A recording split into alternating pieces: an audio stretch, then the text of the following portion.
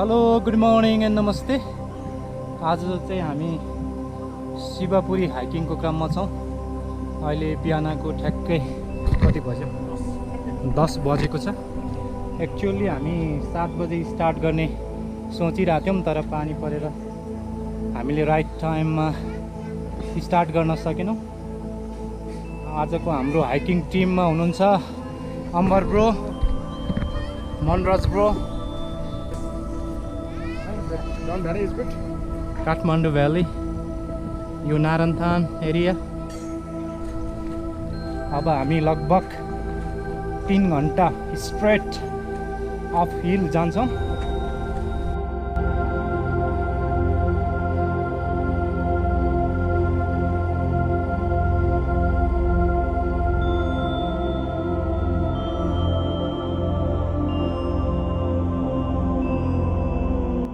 हामी चाहिँ लगभग 3 हप्ताको एकदम एक्सट्रिम टाइपको लकडाउन पछि आज पहिलोपल्ट हाइकिङमा निस्केको छौँ।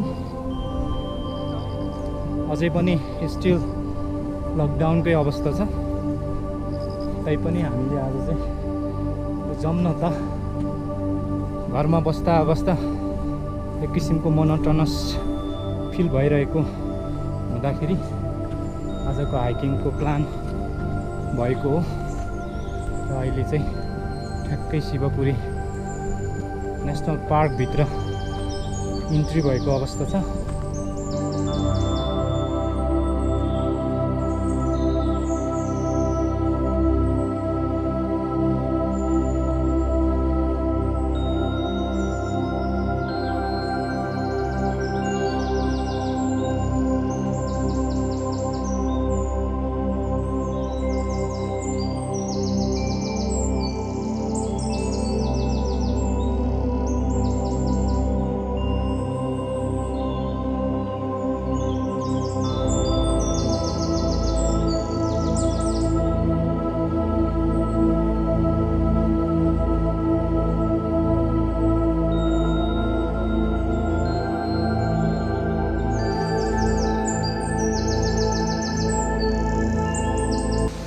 यो नेसनल पार्क भन्दा पनि यो कन्जर्भेसन एरिया जस्तो थियो जस्तो लाग्छ। यो शिवपुरी छुट्टै, नागार्जुन छुट्टै, अनि त्यो दुईवटा मिलाएर चाहिँ अहिले यो शिवपुरी नागार्जुन त्यो चाहिँ उता पूर्वमा चाहिँ सुन्दर रिजर्भसम्मै जान्छ।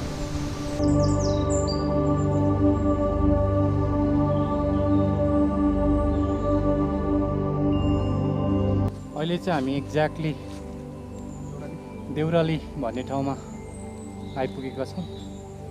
यो बाटो चाहिँ आनी गुम्बा हुँदै आयो भने, नागी गुम्बा हुँदै आयो भने यो बाटोबाट ठ्याक्कै आइपुगिन्छ। हामी चाहिँ यो सिधै नारायणथानबाट एकदम उकालो चढेर यो बाटोलाई फलो गरेर आएको हो। बागद्वार स्ट्रेट जान्छौँ। यहाँबाट बाटो अलिकति सजिलो छ, अलिक फ्ल्याट टाइपको छ। यहाँको अल्टिट्युड 2370 मिटर। एकदम फगी छ आजको वेदर, तर एकदम आर्टिस्टिक देखेको छ यहाँको भ्यू। हामी 3 भाइ छौँ आजको यस हाइकिङमा। आजको एकदम प्लस पोइन्ट भनेको चाहिँ due to lockdown, semi lockdown, no one in the jungle. यस, विशेष हामी 3 जना चाहिँ माउन्टेन टुरिज्ममा सिन्स लङ टाइम हो काम गरिरहेको हुनाले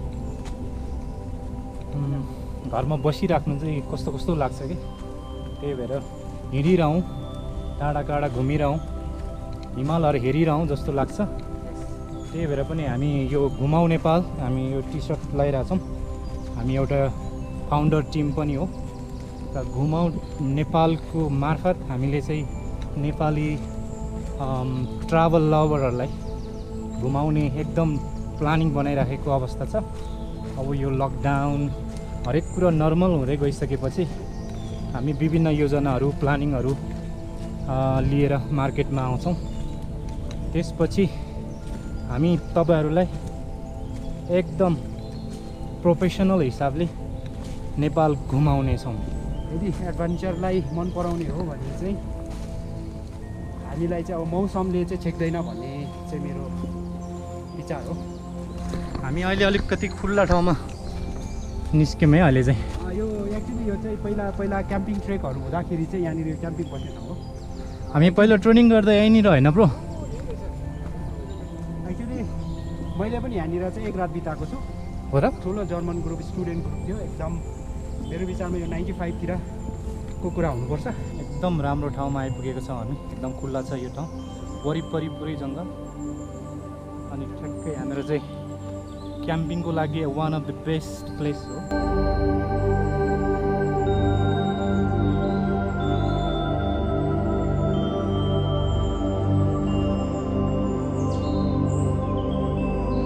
बुढा रुखहरू ढलेर पुरै बाटो छेक्या छ।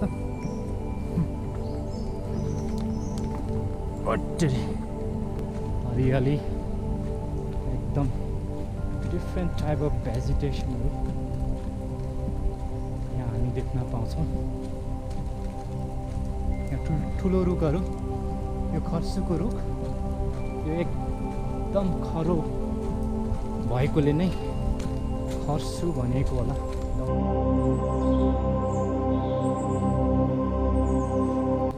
अहिले चाहिँ हामी बागदरको एकदम नजिक आइपुगेका छौँ। यहाँनिर लेखेको छ बोर्डमा बागदर 5 मिनट। बागदर चाहिँ बागमती नदीको मुहान भनिन्छ। अनि त्यहाँ चाहिँ बाघको मुख जस्तो ठाउँबाट पानी निस्केको हुनाले बागद्वार भनेको भन्ने भनाइ छ।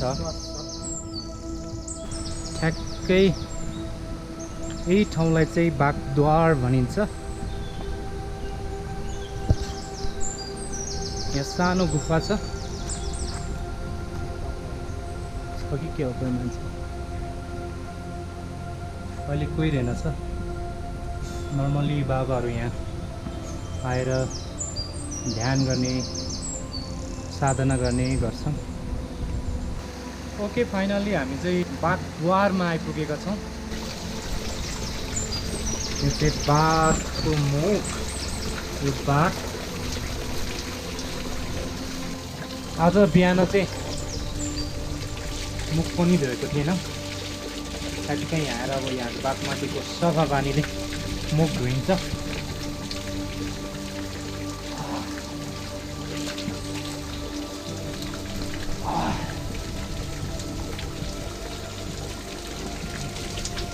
यहाँ ठ्याक्कै यो बाघको मुखबाट निस्केको पानी खाइन्छ।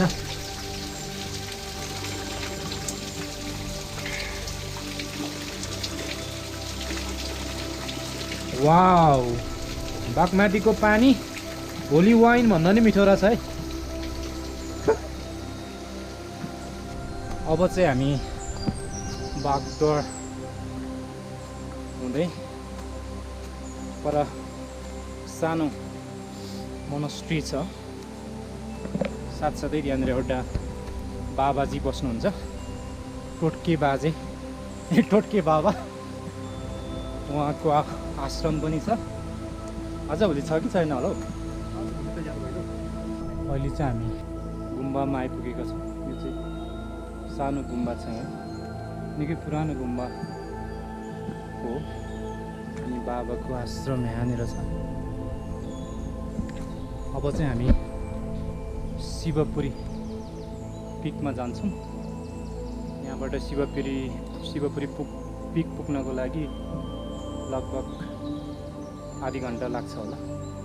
यो सानो किराहरू जसलाई हामी चाहिँ भुस्ना भन्छौँ, त्यो चाहिँ म्याक्सिमम आउँछ यहाँ आँखातिर आएर एकदम डिस्टर्ब गर्छ। सुनपाते धुप्पीको बासना नबोले मैचा नबोला भइगो दिल खोली मुसुक हाँसना भनेर तिम्रो आप्पा र आम्मालाई सगुन राखेर ढोगाउँला भैसाको तुलबुले मैचाङलाई सिउँदोमा सिन्दुरले सजाउँला। ओके, हामी चाहिँ अहिले टोटके बाबा बस्नुहुने ठाउँ, यो रुखको टोटका बाबाजी यही रुखको टोटकामा बस्नु हुन्थ्यो धेरै पहिला अगाडि। त्यही भएर उहाँको टाइटल चाहिँ टोटके बाबा रहनु भएको भनिन्छ। यही हो रुखको टोटका चाहिँ मजाको ठाउँ छ, एकजना मजाले बसेर ध्यान गर्नु मिल्छ। अनि यो लोक्ता, यसलाई चाहिँ हामी नेपाली पेपर ट्री पनि भनिन्छ। पेपर टी एक्चुअली चाहिँ पेपर डाफ्ने हुन्छ। यसको चाहिँ स्किन एकदम राम्रो हुन्छ। यो स्किन निकालेपछि त्यसलाई ड्राई गरेर पेपर नेपाली कागजको लागि चाहिँ रेडी हुन्छ। एउटा कुरा चाहिँ यो खासमा चाहिँ यो पोइजनस प्लान्ट पनि हो यो चाहिँ। यो चाहिँ किनभने यसको जो बोक्रा निकालेर लोक्ता बनाउ, यसको किनभने यो बाक्लो बोक्रा हुन्छ, यो बाहिरको लेयर चाहिँ फ्याल्नुपर्छ, पातलो लेयर चाहिँ। त्यतिखेर निस्किँदाखेरि चाहिँ हामीले धेरै एलर्जीहरू हुन्छ। एलर्जी विशेष गरेर आँखा सुन्निने, चिल्लाउने, घाउहरू नै हुन्छ यसले त। अनि त्यो एलर्जी एकदम हुनेहरूलाई त पुरा सुन्नेर एकदम त्यति पनि बनाउँछ। भनेको पनि सासहरू लिनलाई हेर्नलाई शिवपुरी हिल टपमा पुग्ने क्रममा छौँ। मौसम अलिकति नट रियली गुड, हल्का पानी परिरहेको छ, झ्याप्पै कुहिरो लागेको छ। यो बेला चाहिँ मलाई गाउँको याद आयो कि कहिले यो बर्खाको टाइममा त कहिले पनि यो कुहिरोले छोड्दैन थियो। उकाली ओह्रालीहरूमा अन्जनी चौतारीमा ब्रोहरू दिम last, let's do it.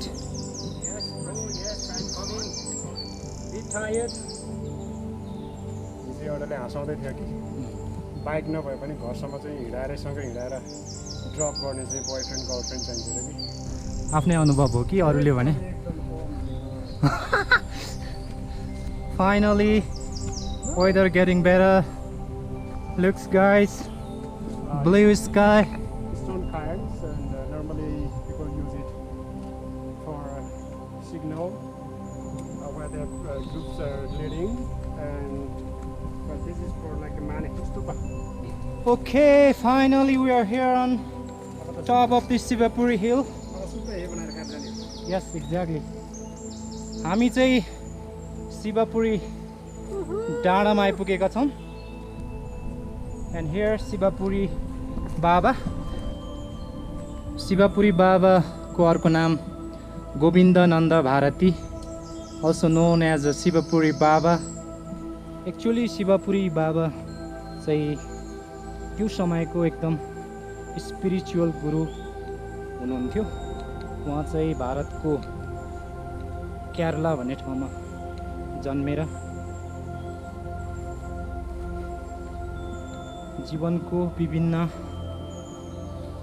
अवरोहहरू cross गर्दै यस ठाउँमा पनि आइपुगेर लगभग 37 वर्ष चाहिँ यो ठाउँमा बिताएको यो भनिन्छ।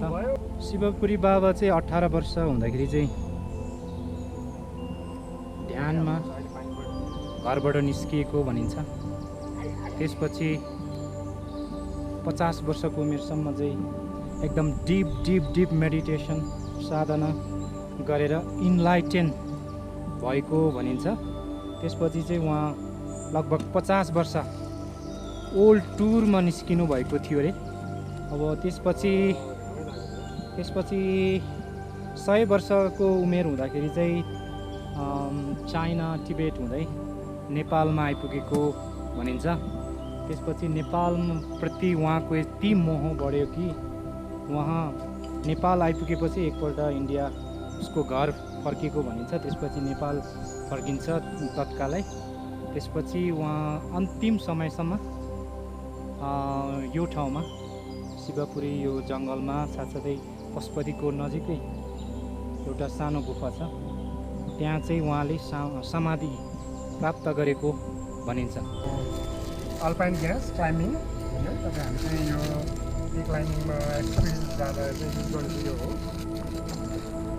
बोक्न पनि सजिलो।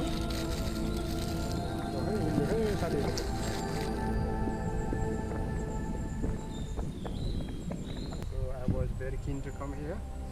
So finally we met here. So it's a very pleasant moment.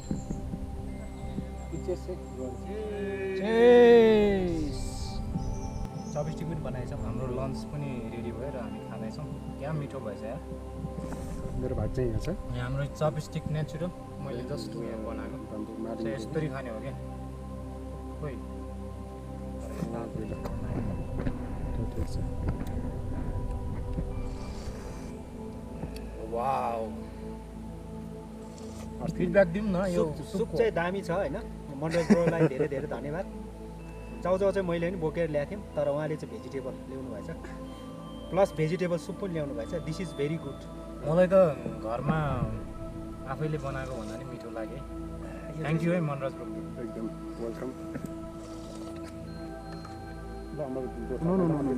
एक चम्चा भयो म होइन एक चम्चा बढी भयो। म चाहिँ अहिलेसम्म बाबा छु। भोलि चाहिँ मैले बिहा गरेँ भने चाहिँ डरो पानी पर्छ होला। म चाहिँ जहिले पनि यो टाप्के यो होइन यो कसौडी यस्तो मात्रै पर्छ कि दियो दियो हाम्रो चाहिँ यस्तो चलन छ। दियो दियो खाने छोरा काम लाग्छ। मिठै भएछ मिठै भएछ। मिठो होइन एकदम बेस्ट। के भन्छ ढिलो खाने चाहिँ मै रहेछ है जो गफाडी हो त्यो ढिलो खाने हो नि त। हामीले आजको डेस्टिनेसन कम्प्लिट गऱ्यौँ। अब चाहिँ हामी all the way down to Budha Nilkantha. It will be take 2.5 or 3 hours from here. Okay, finally we back to city. ठिक छ नि ब्रोहरू? Nearly 19 kilometers, more than 30,000 steps we walked today. Good. Well done. घुमाऊ Nepal, देश घुमाउने हाम्रो अभियान।